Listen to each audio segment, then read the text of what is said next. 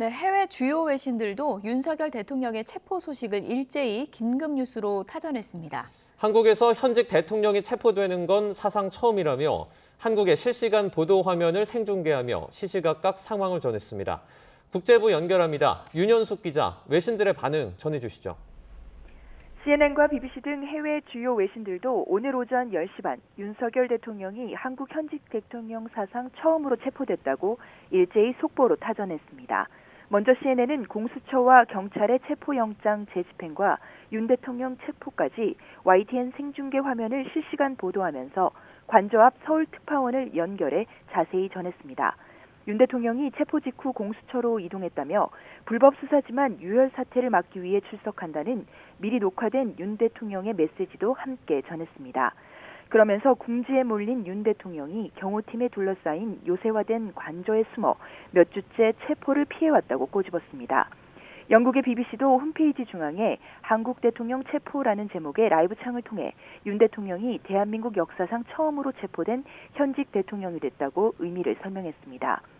또 그동안 영장 집행이 어려웠던 이유에 대해 윤 대통령이 경호처에 충성파들을 배치했기 때문이라고 분석했습니다.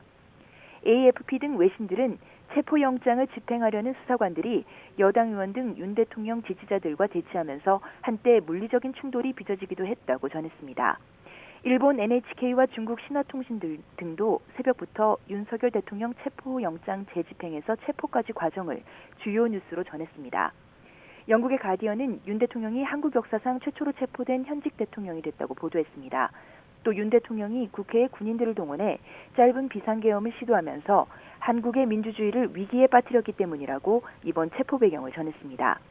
뉴욕타임스는 누가 한국 대통령을 수사하는가라는 제목의 보도에서 한국 역사상 현직 대통령 기소는 결코 간단한 일이 아니라며 한국의 복잡한 법 집행 구조를 분석했습니다. 특히 윤 대통령을 수사하고 있는 여러 기관들이 협력할 방법을 찾지 못하면 한국의 정치적 혼란은 장기화할 우려가 있다고 짚었습니다. 중국 신화통신은 장기화된 한국의 정치적 대치가 한국 경제에 그림자를 들이우고 있다며 국내외 투자자 신뢰와 소비자 심리에 부정적인 영향을 미칠 수 있다고 내다봤습니다. 지금까지 국제부에서 YTN 윤현숙입니다.